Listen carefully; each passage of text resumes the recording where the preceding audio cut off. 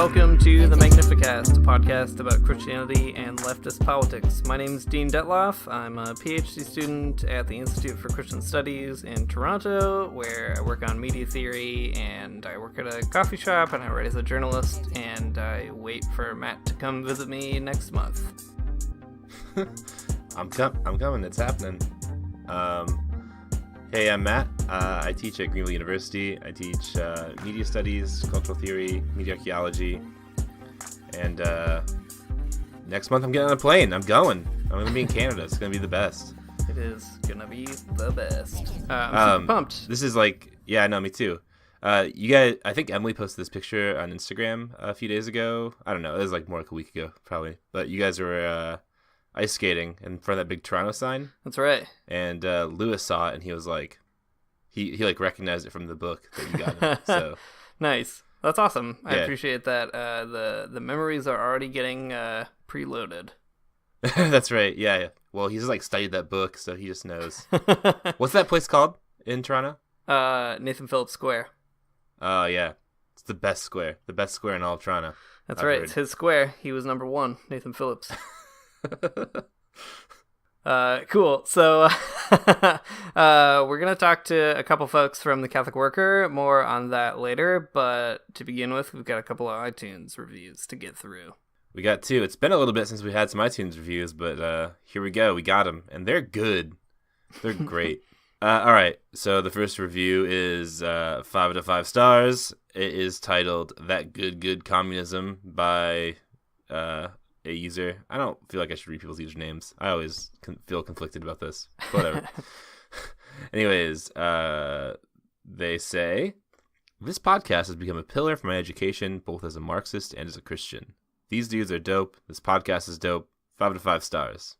Nice. That's good. That's a kind thing to say. That is a kind thing to say. That's cool. I don't know. It's so weird that this affects people. I mean, this is the one comment we've had basically about every single thing since the very beginning. But it's so weird this podcast like affects people in any way. Yeah, I agree. I was telling my students earlier today that like it's such a weird thing that like I don't know. I can write an academic article and like 10 people will read it, and my mom will be like at least one of those people. And like that's fine, but I can make a podcast and like make jokes about communism, and like a bazillion people listen to it, and it's weird. Does your mom also listen to it? I don't think so. My mom knows I make a podcast, but I think that's about the extent of it. Same here. I wouldn't suggest that she listens to it even. Yeah, I feel the same way. That's awesome though. I feel very weird that folks are affected by it too. The weirdest thing to me has been people saying that we've reignited their Christian faith. That is very strange to me, but I do appreciate it. I don't take myself to be much of an evangelist, but it's a cool byproduct, I guess. Yeah, for sure. Getting people in those pearly gates, giving them a boost. You gotta look over. Living their best life now, giving their utmost for his highest. I don't know. It's just merely Christianity, that's all. Oh my god, there you go. Now we got there. We got to the good punchline of that joke. I tried a few out, and you were the one that finished it off. Yeah, well, it's collaborating over here. Yeah, that's right, collaborating. Like two horses pulling a heavy weight together. That's my brother and me reference for all of you folks out there who don't get it. Okay. There's a second review that's also nice, and it's long even. Someone took a long time to write a paragraph. That's nice. Okay, so this one is called 2 Thumbs Up from Person on the Internet. So this person writes, "I came across this podcast somehow after following Liz Brunig, who would be a great guest. Yeah, probably. And have been loving it so far. Coming from an Anabaptist background with a deep admiration for liberation theology and Dorothy Day. Sorry, guys. Well, that's funny. You're in luck in this episode. Your episode. Yeah. I've been learning a lot about how the Christian left and Christian leftists have engaged politics outside my own bubble of abiblical, affluent American liberalism. I especially appreciate the host's repeated emphasis on the value of going to church and being real with people in our communities, as well as joining political parties and movements, rather than just being people on the internet. That's right. Don't just be a person on the internet. Be a person all the time. Yeah, it's hard for me too. Yep. hard for all of us to be a person. While the host's brand includes poor transitions from topic to topic, yep, that is exactly right. I'll push back a bit and say their audio transitions are actually pretty good. You know, the doo-doo-doo bit.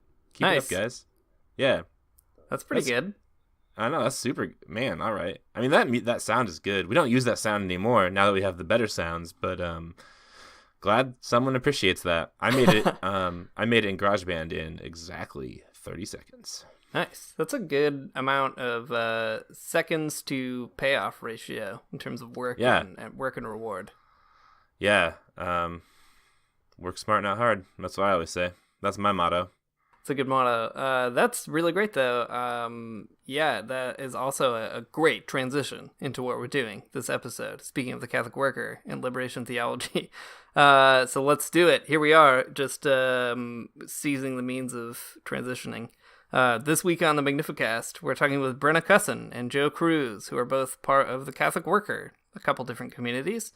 We decided to do the episode after Joe reached out to us by email to say that we'd oversimplified the Catholic Worker here and there on the podcast, and we said, yeah, that's probably right.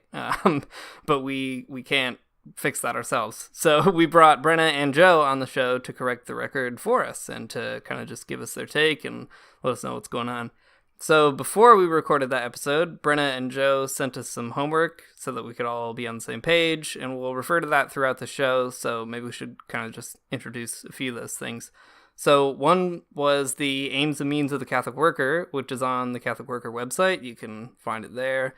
For those playing the Magnificast board game at home, this is how you play. Another was a book called New Heaven and New Earth by Richard Cleaver, who revised some older essays on the Catholic Worker positions in the 1990s. And then we read an essay by Fred Bohr on anarchism in the Catholic Worker. And lastly, we read a reflection by Jessica Resnizek, who is one of the Catholic Worker activists who sabotaged the Dakota Access Pipeline last summer. So we'll post all that stuff on our social media if you want to go back and read them, but that's what we're drawn from. So when we refer to a few of those things in the conversation, that's what we're talking about. One more preliminary note here before we get started. Just for all you Magnifiheads out there, keeping up with the sort of like trivia. The episode that prompted Joe to reach out was part of our two-part arc, I suppose, of Christians for Socialism episodes. It was an arc of exactly 2 episodes. It started and then it went up and then it came right back down. Just how all good stories do. In that episode, though, we talked a lot about the taxonomy of Christian political positions in America that Kathleen Schultz developed. Kathleen Schultz, if you'll recall, was the former national secretary of CFS and our close personal friend. I don't know, close. We've talked her on the phone. She's really great. Our favorite nun, Magnificast's favorite nun. Yeah, that's right. She, in the taxonomy, she distinguishes between a few different types of like Christian camps on the left. The Christian camps are like the left of the liberals, at least. So they're like the socially committed and the politically committed.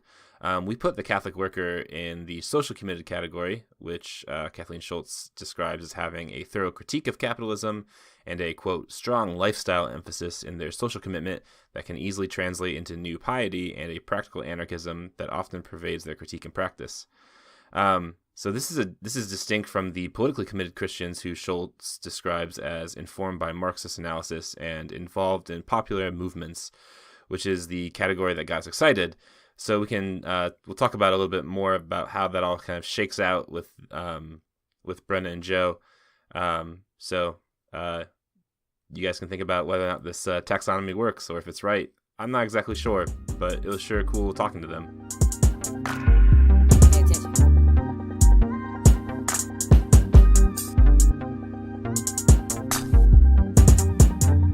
So this week we're here with Joe Kruse and Brenna Cussen, 2 folks who are part of some Catholic Worker communities, and we're excited to talk about that. But first, we can ease into it a little bit by just asking you, Joe and Brenna, what have you been up to this week? What's going on? What's really exciting? Wow, sure. That's a great question, because kind of a lot.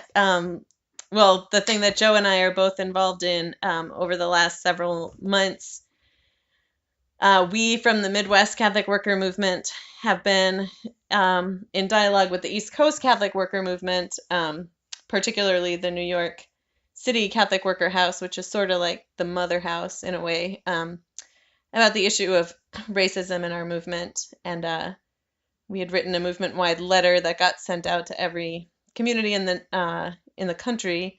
And tomorrow morning, Joe and I are heading in with a carpool of lots of other folks from the Midwest out to New York City to have a discussion on what we in the Catholic Worker should be thinking about in terms of racism within our own movement and how to combat racism and white supremacy in the nation. So I've been doing a lot of prep work for that. And Joe, do you want to add anything? Yeah, yep. I've been working on that project and really excited about it this week. Yeah. Also, I'm trying to think of what else is going on in my life. I work at a outside of the Catholic Worker. I work at like a food co-op grocery store. I'm in the meat department, and there's employees unionized like 6 months ago, I think, and we ratified our contract recently. So now we're doing like a steward election that I've been kind of involved in. So I've been doing that, and having a lot of meetings. That's cool. That's awesome. Yeah, you guys sound busy. Yeah, a little busy now. Yeah, all good stuff. Good things though. That's awesome. That's really great to hear. It's cool. I really like what you're saying, Brenna, about addressing some of that white supremacy that's still within the movement. That's awesome that the Catholic Worker is trying to think really hard about that. We can maybe get into that a little bit more as we go. But first, I'm gonna ask Matt, how's the semester panning out for you? Oh yeah, it's good. Teaching classes, kicking butt, taking names, writing some stuff. I don't know, nothing really to report. Just that kind of thing. Regular That's teacher cool. stuff. Yeah. Dean, what have you been doing? Not a ton, except that the Christians for Socialism Toronto chapter is gonna have a meeting a week from last Monday, so coming up very quickly. And I've been like scrambling to send final emails and get some agenda stuff together and bring some materials. So it's all very, very exciting. It's a ton of work, but I'm really pumped to get into that. So that's occupying most of my time. Yeah, that's awesome. We'll have to talk about that later some more. Yeah. Cool. Well, so we've got some of the pleasantries out of the way. Let's dive in here a little bit. A lot of our listeners probably are generally aware of the Catholic Worker. But for those who aren't or don't know that much about it or haven't even heard of it, how would you, Brenna and Joe, describe the Worker and what it is? Sure. We're looking at each other like, you go, no, you go. So I'll start. The Catholic Worker is a movement of communities that this May, I just realized as I was looking at your questions last night, this May is going to be 85 years old. So that's kind of exciting. So it's a movement of communities that was started by our co-founders Dorothy Day and Peter Morin, based on Peter Morin's vision for a revolution, which was a 3-point revolution, a 3-part program, he called it, a movement of houses of hospitality in the city. So houses performing the works of mercy for in whatever way the community needs it. So depending on what the needs are, whether it's most houses will provide shelter and hospitality for folks needing a place to stay, but it can also take on different forms as well. Another part of the program is farming communes on the land. So that's where we're calling from right now, is my farming commune on the farming commune on the land that I live at, St. Isidore Catholic Worker Farm, where we try to be self-sustaining, raising much of what we eat, but also being involved in social issues of our day. And then the third part of the program is roundtable discussions for the clarification of thought. So Peter Morin believed that we needed a revolution in our society, and he also believed that you can't have a revolution without a theory of revolution. And so we try to update ourselves constantly on like what is the current political, philosophical, and theological thought of the day. There's about 200 communities around the country. They're mostly in the U.S., though there are some smattered throughout the world. Yeah, Joe, anything to add? No, I think that was really good description. One like interesting kind of nuance to add is like yeah, I mean, Dorothy Day and Peter Morin were really kind of grounded in like Catholic social teaching and like to a pretty large extent Catholic orthodoxy, and I think the movement's like lineage and history is definitely there. But like interestingly, probably in the past, I don't know, like the like most recent generation of Catholic workers, the kind of identification with Catholicism or even like organized Christianity is like changing. And it's just, I mean, it's probably always been really complicated, but it feels now to be, yeah, really complicated. A lot of people who are Catholic workers aren't Christian or Catholic, but are kind of still drawn to the movement, the ideas. So yeah, that's just like another interesting aspect of the movement's relationship to Catholicism. Mm-hmm. And one other part of the movement that we didn't mention, though it wasn't necessarily part of Peter's 3-point program, but it's been traditionally, for sure, at least since the 60s, and I mean before that as well, but it really took root in the 60s, is like a real critique of U.S. foreign policy and militarism. And so capitalism has been since the beginning, since 1933, a huge critique of capitalism. But Catholic workers have a long and strong tradition of like protest and nonviolent civil disobedience, including being involved in the UFW Great Boycott. Catholic workers were some of the first people to burn their draft cards during Vietnam publicly. Catholic workers traveled to Iraq during the sanctions to break the sanctions and bring needed medicine there. Catholic workers were part of starting the group, the Witness Against Torture, that traveled to Guantanamo to try to visit prisoners. So using the works of mercy, performing the works of mercy, but often in ways that directly confront like the powers that be and U.S. militarism and capitalism and foreign policy. That's a really helpful introduction to what Catholic Worker is and does. That's enlightening for me, definitely, and makes me a little bit more excited. Maybe I'll go get involved. But you did mention a second ago that there is sort of an inherent idea of revolution in the Catholic Worker, and you are talking to Marxist, socialist Christians. Could you tell us a little bit more about the idea of revolution in the Catholic Worker movement? Yeah, so I'll take a stab at that.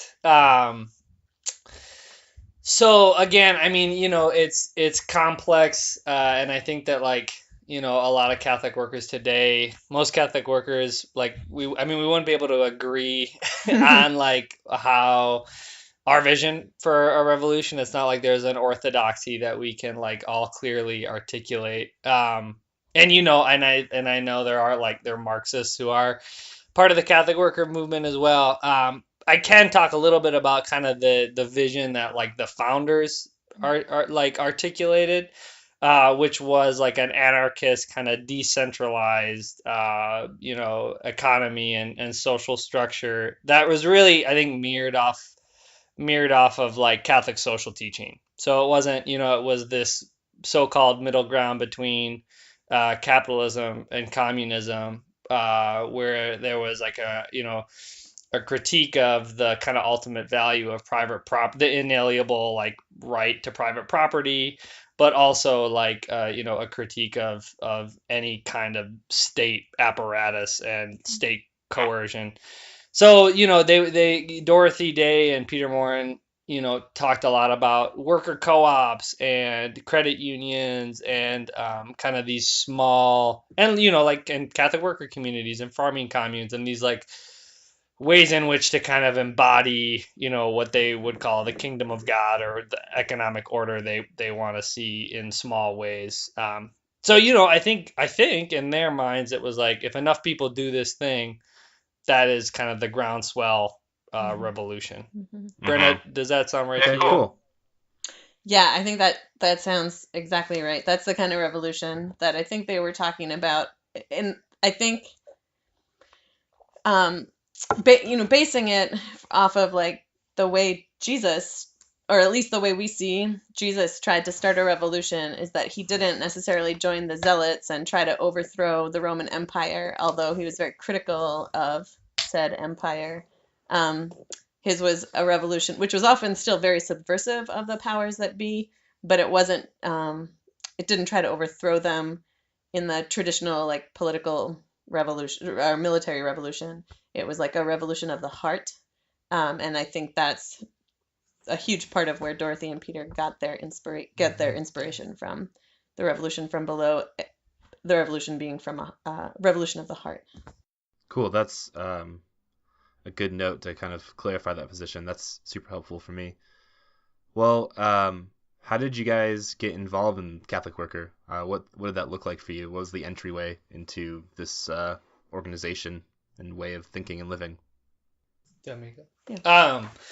Yeah. So when I was a kid, my parents and a group of their friends started a Catholic worker community in my hometown in Wisconsin. So I kind of, we didn't, it wasn't a community where like our family lived, but it was a place, it was kind of like an informal kind of community run, like drop-in center basically. But so I grew up with kind of knowing the history and having the ideals of the Catholic worker kind of be woven together with my like Catholic identity, because I was I'm a cradle Catholic person, and so it was kind of enmeshed in that part of my the way I understood like my faith. So then when I was kind of like 21, I really felt called to maybe pursue some sort of Catholic worker life or vocation, and went on a big road trip with a group of friends, and visited a whole bunch of Catholic workers all over the country. And it was kind of on that trip where we decided to try to start a Catholic worker community in Minneapolis, which we did, and that was 6 years ago. So then for the past 6 years, I've been doing the Catholic worker thing in Minneapolis, Minnesota. Yeah, and for me, I think I was first. Well, I like Joe. I was also raised Catholic, so I'm a cradle Catholic, and got introduced to the Catholic worker while I was in college. I'm from the East Coast. I'm from near Boston, Massachusetts, and I went to school in Worcester, Massachusetts. And I think through one of my classes, it's actually funny. I got introduced to anarchism first, and I fell in love with anarchism through this bookstore in Worcester called the Firecracker Bookstore. It was an anarchist bookstore, and for one of our classes, we visited there with a Catholic worker who took us there. But I didn't know about the Catholic worker at the time. But she took us there, and they explained anarchism to me, and I was sold. And then from there, I learned more about the Catholic worker, and I was like, oh, anarchism and Catholicism and pacifism all together. And this woman who had taken us to the bookstore, Claire Schaefer Duffy, and her husband Scott, and their 4 children, I started hanging out with them. They had a small house of hospitality where they'd take in like, depending, anywhere between 4 and 7 folks at a time. So their 4 kids were raised with a house full of people at all times. They took the gospel like super seriously. I had never met anyone who talked about why they were pacifist and anarchist and like, critical of capitalism, because they were Catholic. They were one was a cradle Catholic, one had been a convert to Catholicism, and they really were my mentors. So that was back in 1999, and I've mostly been in the Catholic worker since. I had student loans and things to pay off. But pretty much since then, I've been involved with the movement. Yeah. That's really awesome. I'm very intrigued, especially by the connections you guys are making between anarchism and being attracted to that, and then also being attracted to Catholicism. You sent us this article by Fred Bohr, who sort of outlines the maybe particular kind of anarchism that you find undergirding the Catholic worker. So some of the things he mentioned was drawing from Catholic social teaching, drawing from theorists like Peter Kropotkin, and other kinds of sources. How do you feel like the Catholic worker communities relate to other kind of anarchist traditions, other anarchists in your area, or kind of organized struggles like that? What's that connection like for you guys? Well, as far as traditions, I think the Catholic worker, is it all right if I start off here? Please, yeah. The Catholic worker is rooted, like you mentioned, in the thinking of Peter Kropotkin and also kind of Leo Tolstoy. Like Kropotkin, both Peter Morin and Dorothy were really taken with his like belief in small scale communal, the idea of mutual aid, and his book in particular, Fields, Factories, and Workshops, where he talks, and also the book Mutual Aid, where he talks about a different society based on cooperation. He was a Russian biologist, and did not believe that that things thrived on like the survival of the fittest, but that his observation of nature showed him that creation survived through cooperation. And then also Dorothy was taken with Leo Tolstoy's anarchism, which really came from pacifism. So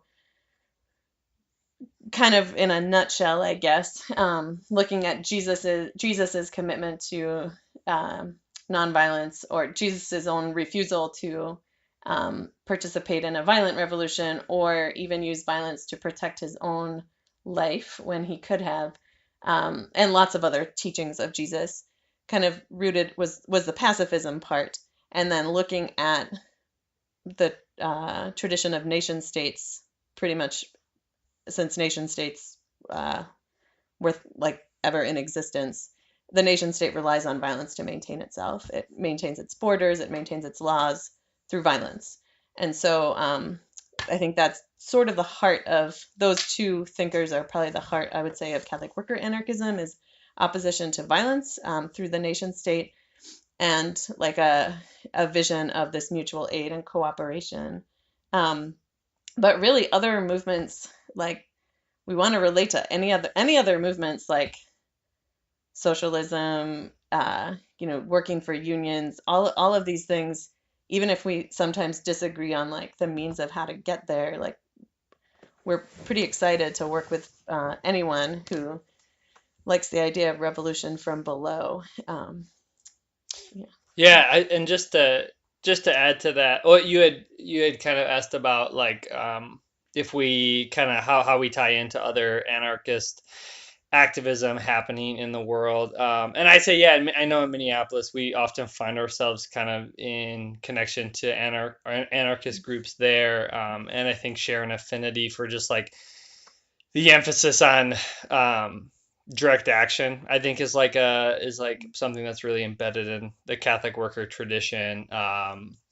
Kind of over, and we've talked about this a little via email, but that kind of over given some sort of preference kind of over like party organizing, and maybe like more Saul Alinsky like organizing as well. So I think that part that tradition is in the movement, but I also would say that the time I've been in the Catholic worker, it feels like maybe that is changing as well, and it feels like a lot more Catholic workers are open to like coalitions.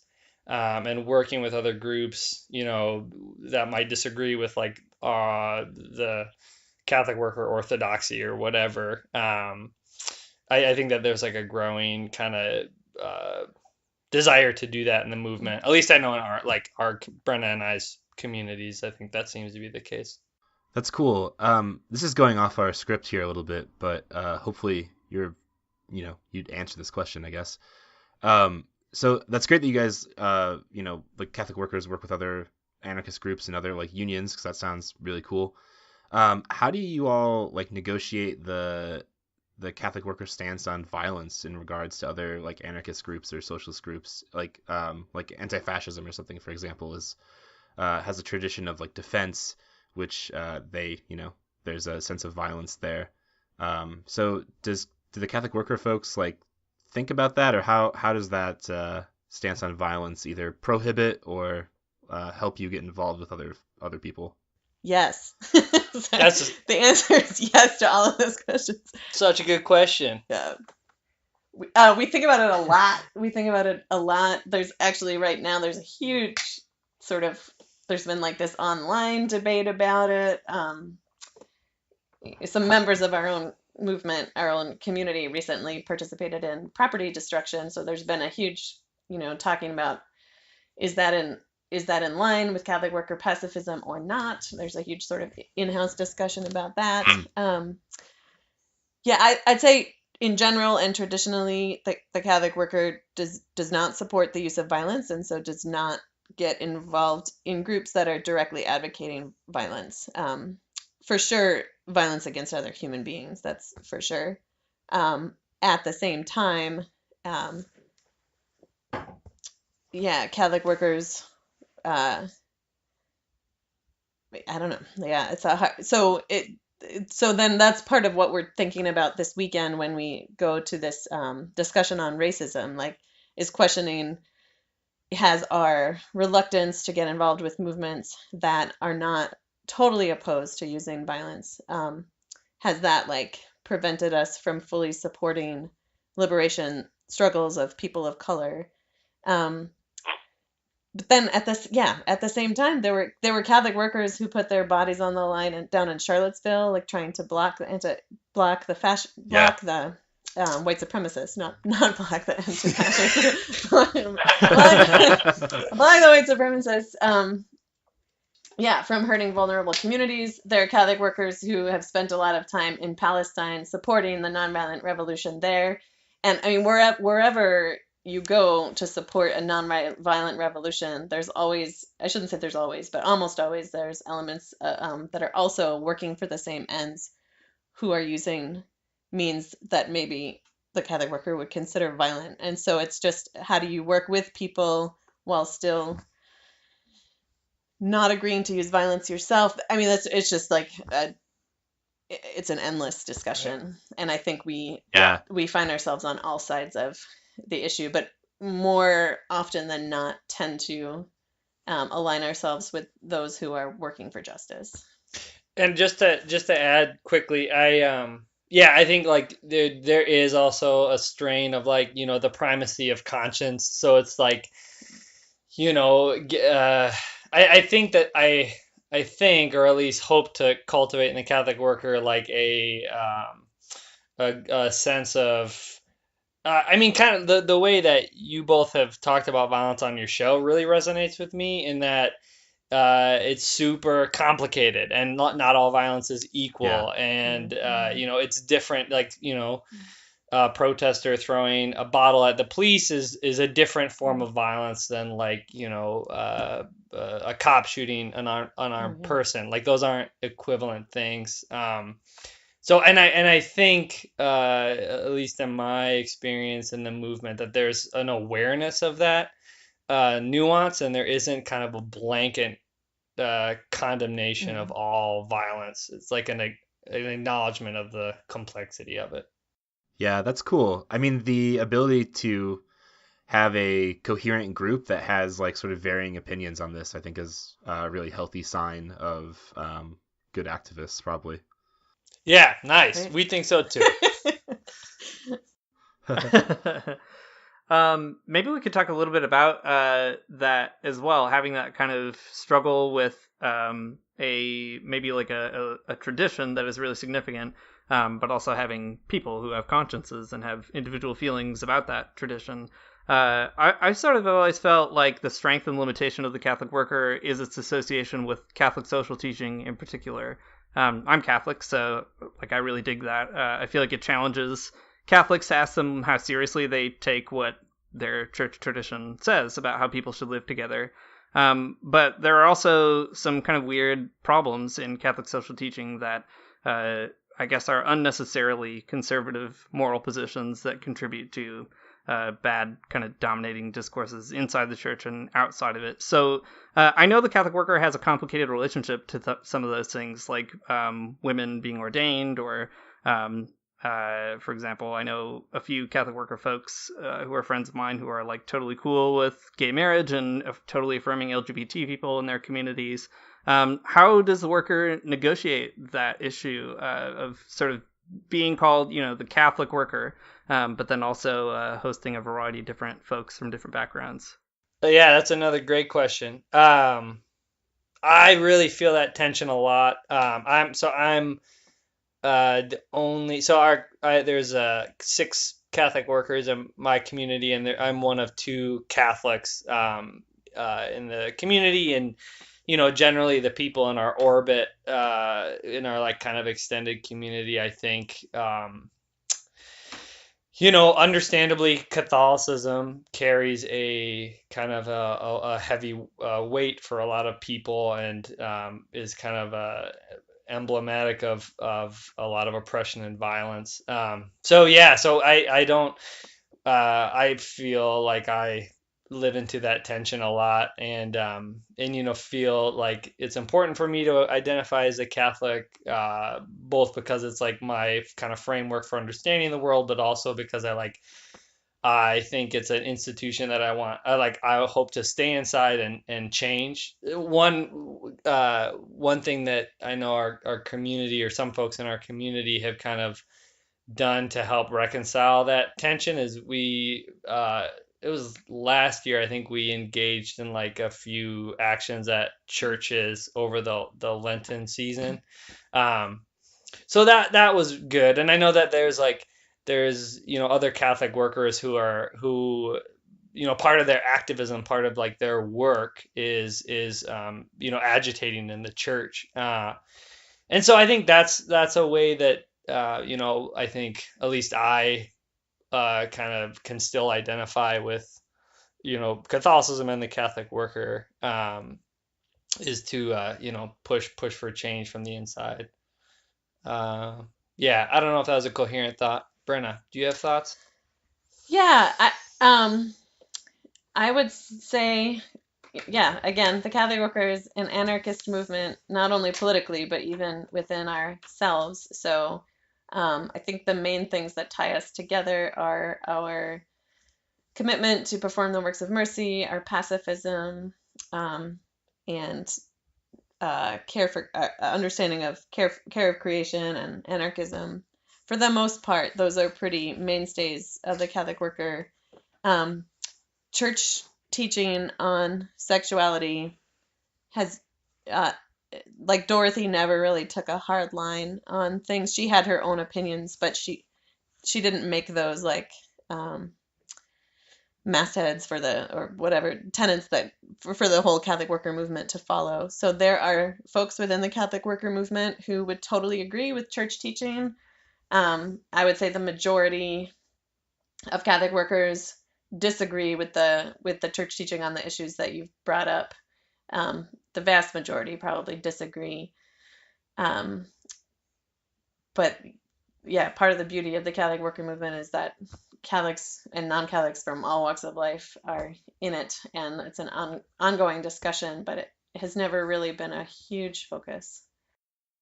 So following, I guess, a little bit of what you guys are saying here. So I'm not Catholic, and I'm just a regular old Protestant out here. But something that a kind of idea that comes up in some of Peter Marin's stuff that y'all sent us to get ready for this was the idea of conscience, like one's conscience kind of leading the way. Can you talk a little bit about that and like how that works? Because that's a pretty cool part, I think, about Catholic worker stuff. Yeah, I mean, I don't know if we're kind of looking at each other and trying to think of what to say, because I think that's just, yeah, that is I think that is a strong kind of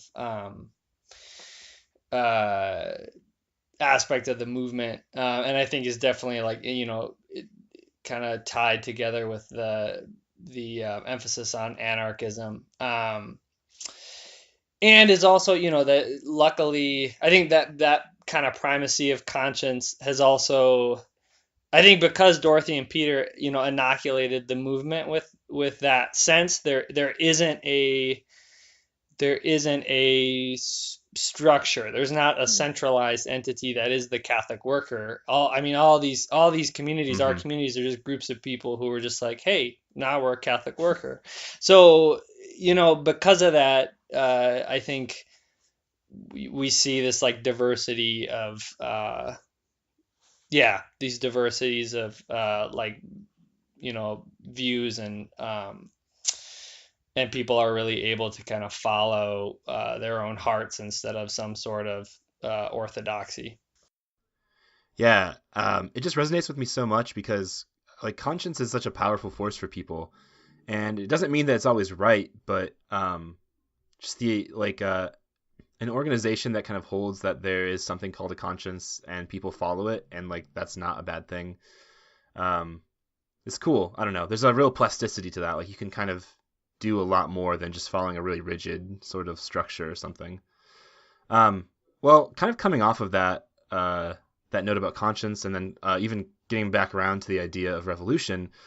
Um, I wonder what y'all would say about like Marxist revolutions and other socialist revolutionary movements elsewhere in the world. So anarchists are basically by definition opposed to the state. And one of the readings that you sent us that was particularly interesting was called New Heaven and New Earth by Richard Cleaver. And in that reading that you sent us, he talks about how all like states of all forms are types of blasphemy, in the sense that you talked about earlier, because they are necessarily violent and stuff. And he names though the dictatorship of the proletariat in particular. So, how do Catholic workers view Christians who like align themselves with those revolutionary efforts, say in like Chile or Nicaragua, like Christians who were um, thinking in the left, like thinking sort of on the left side of the political spectrum, and probably have a lot in common with Catholic worker folks in terms of like worldview, but still kind of took up arms to create a state. Like, what's the feeling or the vibe about that? Like, are liberation theologians, for example, like being blasphemous when they talk about like a Marxist path, or something like that? Yeah, short answer was no. I forgot Richard Cleaver called people blasphemous. So yeah, the other thing about Catholic workers is we have very strong opinions and sometimes can sound a little more strident, a little more strident than we actually are. Yeah, I'm glad this came after the conscience question, because as we were talking about conscience, I was thinking, yeah, and I'll come back to this question too, but just to lead in, the idea of conscience is super important to us, and then living in community and being part of this 85-year-old tradition where like that informs your conscience is so important, that you like are continually having conversations and dialogue with not only with your peers, your community members who you live with, but then people on the other side of the country, people who are of different ages than you, and then also people who are dead. You're having conversations with Dorothy Day and Peter Moore, like what did they think about all of these things? Um, and it's a conversation that clarifies. That's part of the reason we have these roundtable discussions, to continue to clarify our thought and clarify our conscience. But ultimately, we act out of our conscience, but it's a conscience that's been steeped and informed by this ongoing tradition and this ongoing conversation. Um, so, to get back to the blasphemy question, yeah, I think he just used really strong language there. But I think to make the point that yes, that we're opposed to state violence, but I think, well, in my understanding, I haven't studied liberation theology since college, but I did study it some, and my memory was that not all liberation theologians are in favor of violent revolution, and not all liberation theologians are Marxist, maybe, at least from, Yeah, that's right. okay. So I think a lot of Catholic workers would be very excited about liberation theology, at least the idea of of like viewing the gospel through the lens of the oppressed, and reading it through the lens of the oppressed, and acting on the gospel through the lens of the oppressed. So I think all of that we would be like 100% in favor of. I think it comes down to using violent means to get to an end, even if we all agree on the end. I think we're folks who see the means as the end. And then so often in revolutions that claim to be for the people often end up becoming oppressive systems themselves. But so that would be the general, probably Catholic worker view. But then I'm also sure there were Catholic workers who were supporting the cause in the 80s or now. So yeah, once again, conscience is sort of prime. Yeah, no, that makes a ton of sense. Yeah, it's hard too because I guess talking about Marxism and how Christians relate to it is a hard question, just as it is talking about anarchism and how Christians relate to it. I mean, there's probably a million different ways that Christians have found themselves linking up with what seemed to be like the most promising social justice movement in their particular region. So that makes a bunch of sense.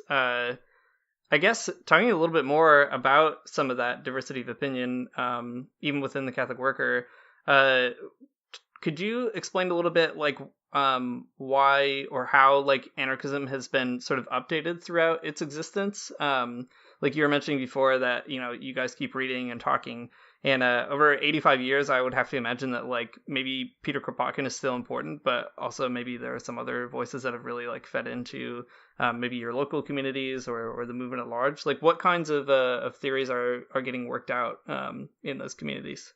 Yeah, one kind of going back to the when we were doing introductions and Brenna was talking about this trip to New York we're going to take, I think that one kind of update to like the very, Western Eurocentric anarchism that I think was like, influencing Dorothy and Peter and kind of the foundation of the movement, is like a realization of the whiteness of our movement, and kind of what that requires as far as changing some of our practices and theories and kind of ways of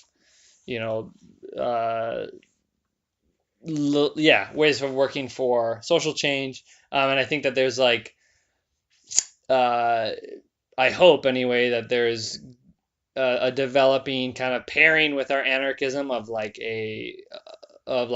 working in coalition and like following the most oppressed people in our society, following their lead, and then this kind of ties into your last question too. It like, and that also complicates our stance and interaction with movements that may use violence or kind of movements that may use the state as a way to achieve justice. So I would hope that kind of increasing awareness of like systems of oppression and white supremacy and patriarchy influence our anarchism, continue to influence our anarchism for the better. Does that make sense to you, Brenna? Cool.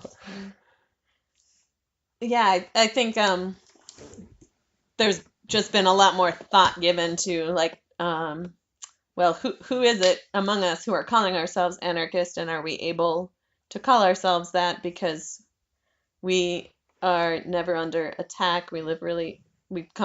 So many of us come from such privilege that it's easy to say, to have this sort of like, well, my hands are clean, I'm not going to get involved in the system sort of attitude. So we've been, at least in the Midwest, the last several years, we've sort of been turning that upside down, and we haven't really landed yet. But that's part of the reason we're going on to New York, to really grapple with these these ideas that we've been learning partially through the help of Black Lives Matter and partially through the help of the Let Us Breathe collective in Chicago, which is an anarchist collective of people of color who are artists and activists. So we've done some trainings with those folks and done a lot of our own looking into our whiteness and how that has informed our theology, philosophy, politics, and our actions. So maybe we can do another interview in a few years and let you know where it all lands. Yeah. Let's do it. Yeah, that'd be cool.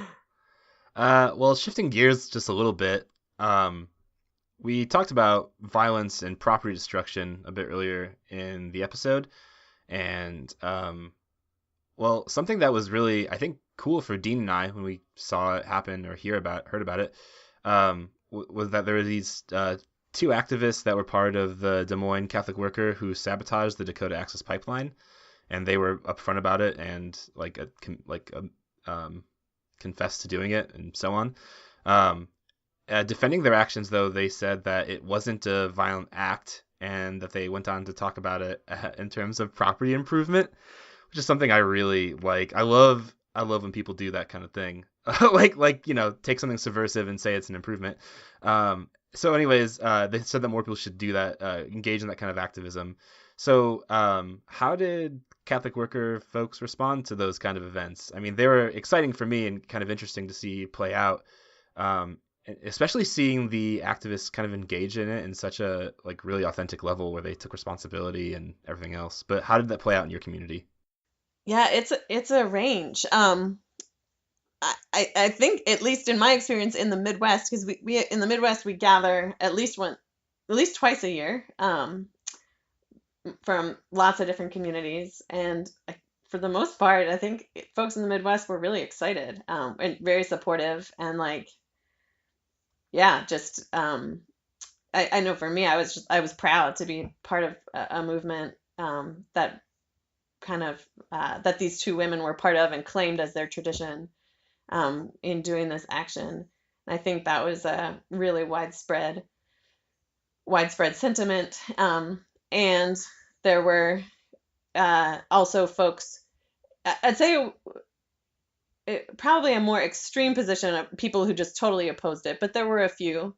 But I think there was a healthy number of folks who understood it and supported the women and wanted to make sure that, because these women are pretty vulnerable positions right now, and so wouldn't want to like publicly condemn their action because they kind of understood where it was coming from, but had a more nuanced view and were concerned and were worried that the action, I'd say for a couple, I'm trying to, even though I don't necessarily agree, I respect some of the folks' criticisms. I'm trying to give that its due. Some of the folks that I talked to who were concerned, are believers in like the Gandhian approach of the means and the ends should be the same, and like your personal actions shouldn't be necessarily done out of just like anger. And so just like we're concerned that anger might come through to the wider community. And then if that's coming through to the wider community, are we really transforming hearts here? Are we really converting hearts?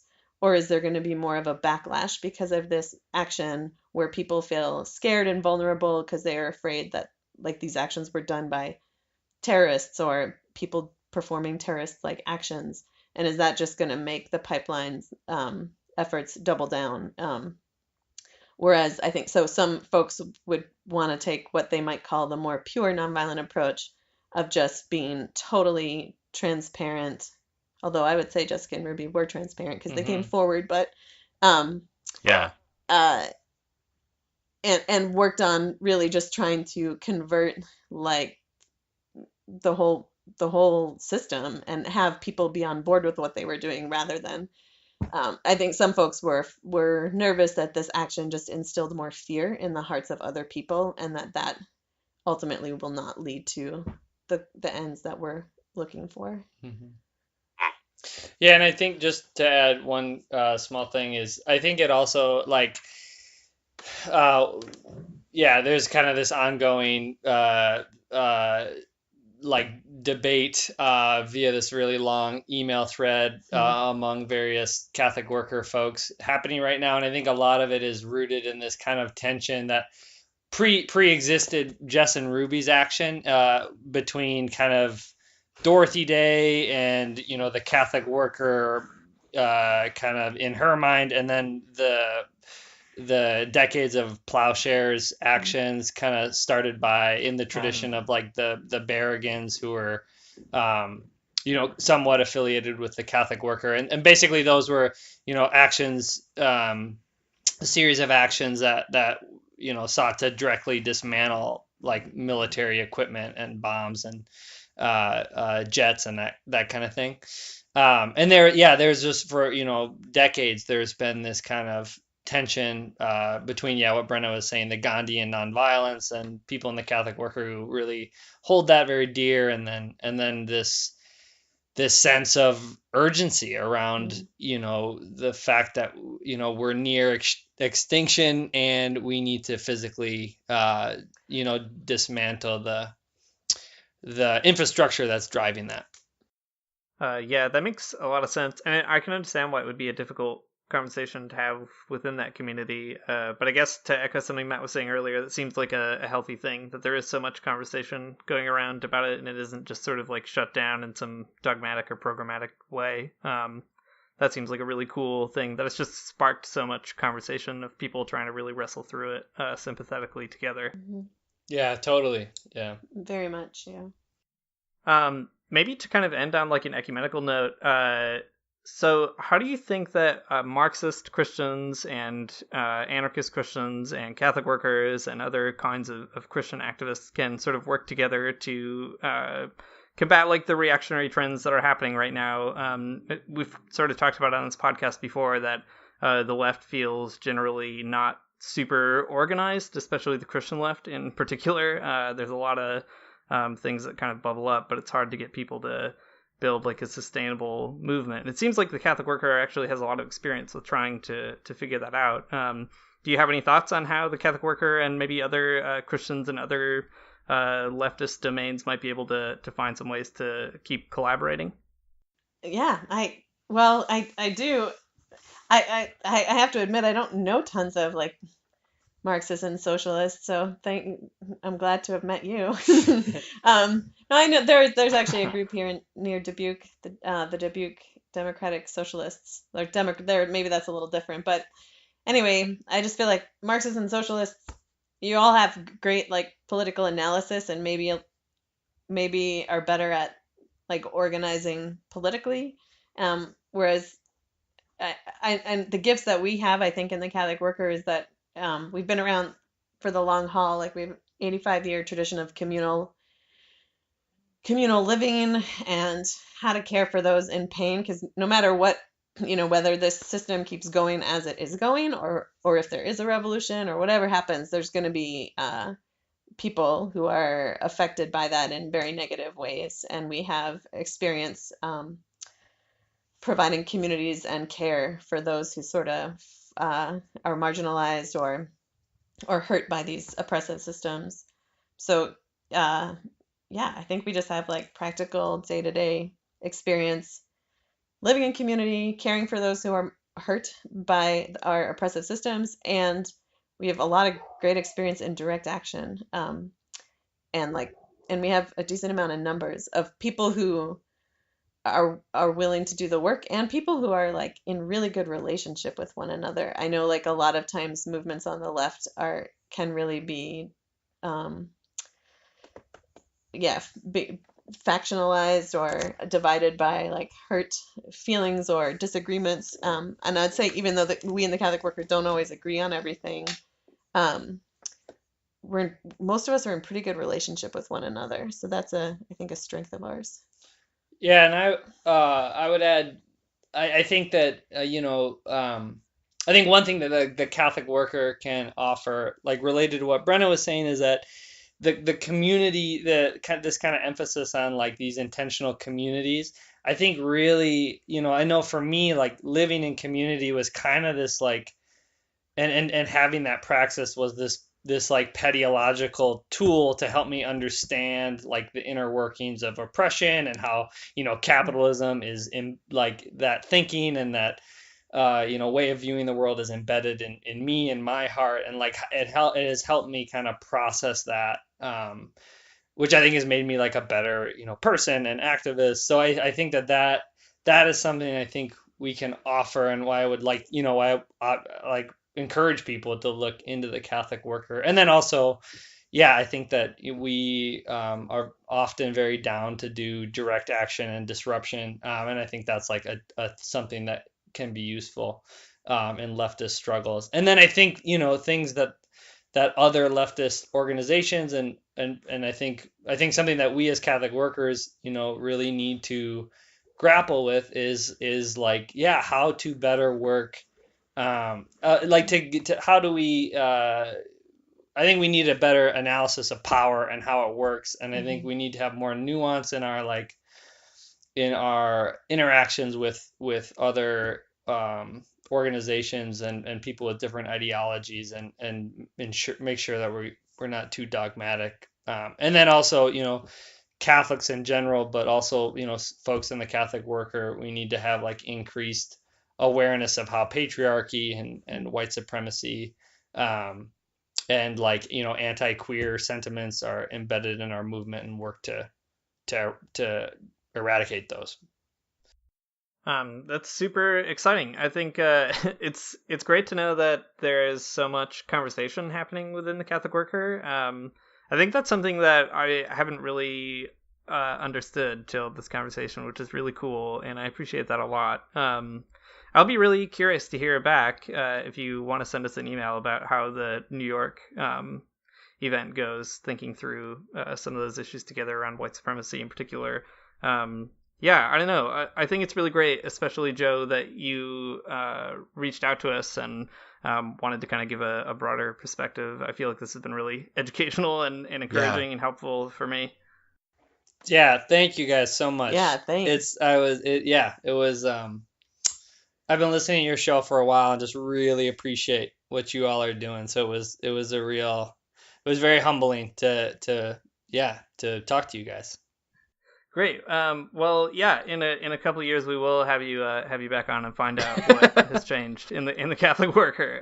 That'll be a cool conversation to have. So we'll make the commitment here. January of 2020. We'll send you an email. Yep. No, before then though, probably. Yeah, probably, but definitely also then. All right, awesome. Well, thanks to you guys for doing this. We appreciate it. It's good to have other folks on the show like you guys. It's cool. Yeah, thanks again. Thanks so much.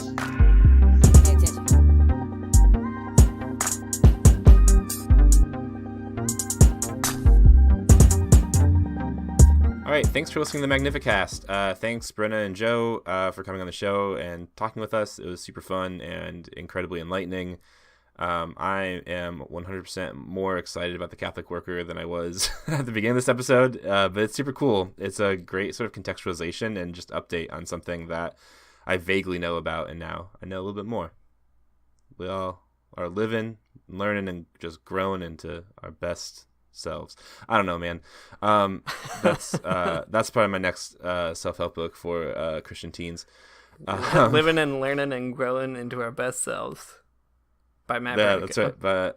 By Matt Bernico for Christian teens. I'm sorry. That's the subtitle for Christian teens. Did you say Chris teens? Because I actually appreciate that abbreviation. It sounds very cool. Yeah, it's like the real fresh way to say it. Like you don't say the in of Christian. It's just Christians. What's up, you Christians? Oh, we got some real Christians over here.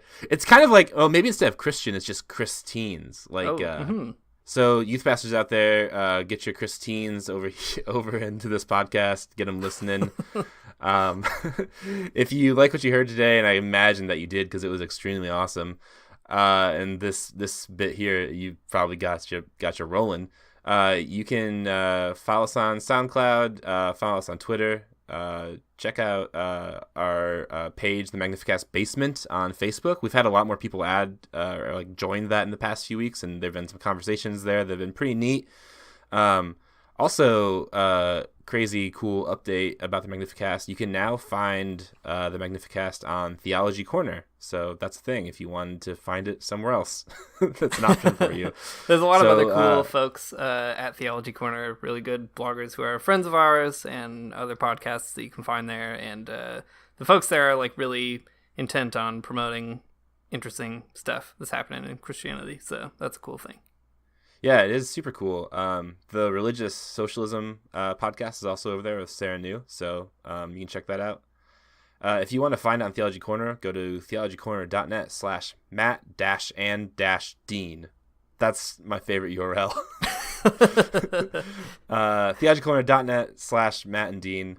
Check out our podcast there. We've been posting them, and I don't know, find them there. Share them with your friends. Send them to your Christines and see what they think.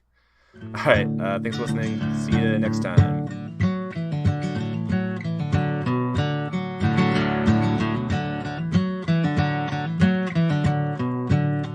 I don't wanna get up for church in the morning, souls alive. Heaven come to earth and there won't be no church. We'll meet down by the riverside. There we'll swim with all creation. Never get tired, never bored. Don't worry, someday there'll be no dam between us and our Lord.